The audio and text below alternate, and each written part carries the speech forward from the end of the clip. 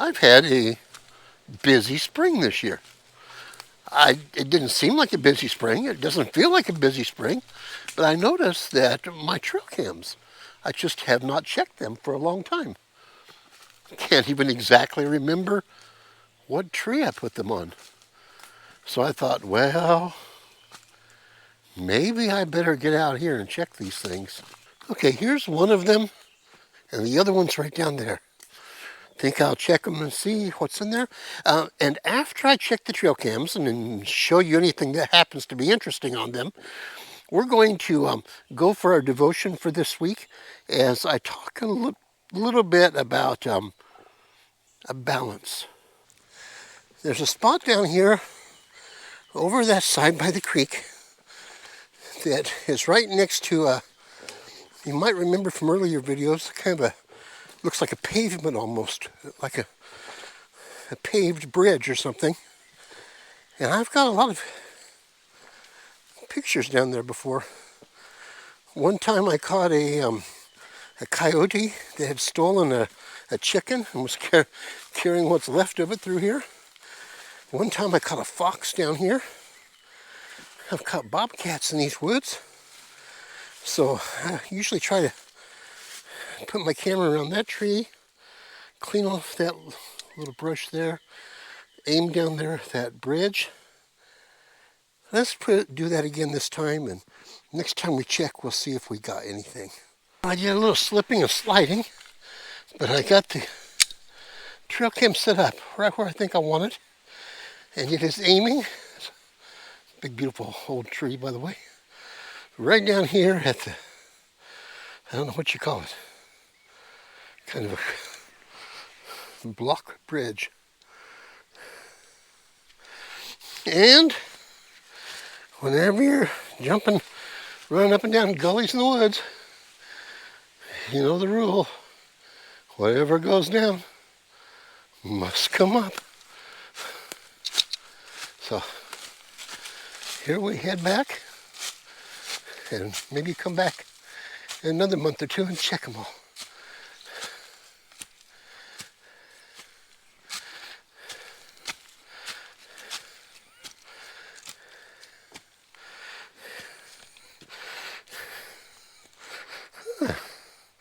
Some little critter's footprint.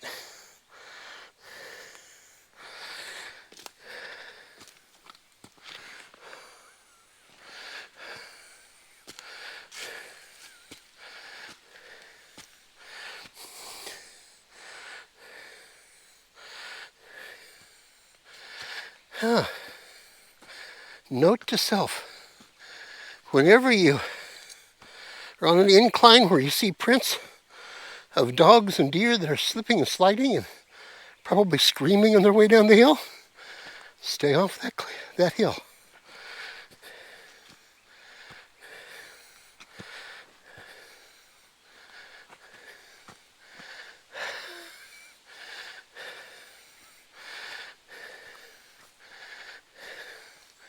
There's my car.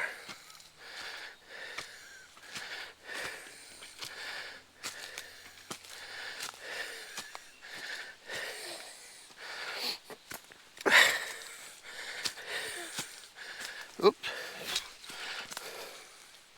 Spider webs.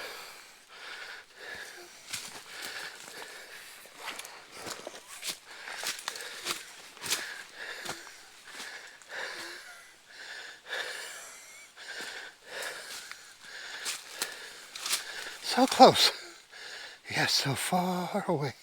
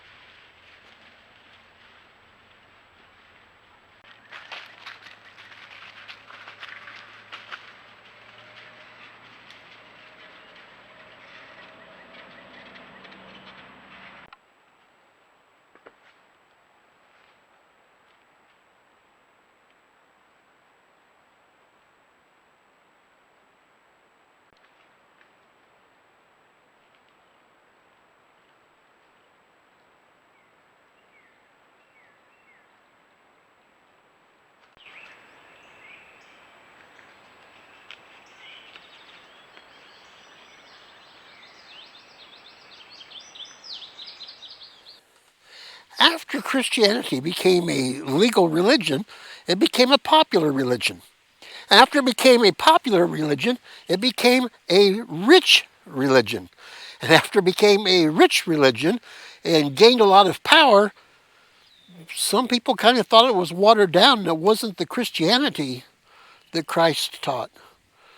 So a group of people kind of escaped civilization and went out into the quiet places, deserts and places like that, and built monasteries and lived contemplative lives, hoping that that would allow them to draw closer to Christ. One of the most famous of these was probably Saint Benedict. Even today, he lived in the 6th century. He wrote a rule for monastic life called the Rule of Benedict around the year 530. And here in the 21st century, there are many people all around the world that are still following his guidelines for spirituality. I thought we would look, we can't look at all of his points, but I thought we would look at one of the key points of Benedict's rule. And then if we have time, some other time, I may add a few other points from Benedict's rule.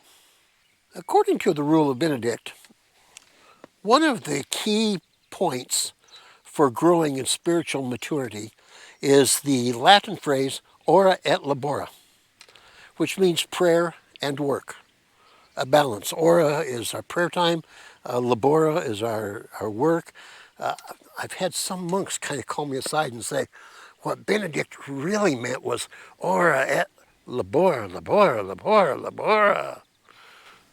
Kind of monastic humor there. Benedict believed that a Christian life, a godly life, a mature life comes out of a balanced life. That we should balance our worship time, our prayer time, with our work time, with our leisure time, with our rest time, our exercise time. That in all of life, we should be balanced.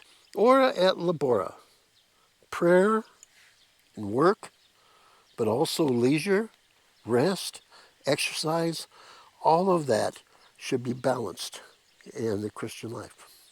Unless you are a monk in a monastery with an abbot to tell you what to do and when to do it, to tell you when to work and when to rest and when to get to the church services in time, and unless you have something like that going on in some kind of highly structured life, unless that's the case, probably the world around us just kind of tries to push us into different cracks, which probably is not that healthy for us. It's about this point in the discussion where it's just prime time to leave a challenge and ask how you are doing with balance in your life, and encourage you to find balance, to intentionally carve out some time to be what you need to be. But I know as soon as I say that I'm being a hypocrite. You know, you say, preacher, preach to yourself first. Because as I looked at this lesson and reminded myself about ora et labora, I thought to myself, man, am I out of balance? And I just sort of let whatever it is kind of take over huge blocks of time. Sometimes even things like the TV. So I guess I'm speaking to myself now, as well as you, and saying, let's strive for balance this week. And while I'm saying that, I'll also say that we're halfway through another week. We get to worship together again on Sunday. I'm looking forward to it. May God bless you, and may He guide you in your search for balance.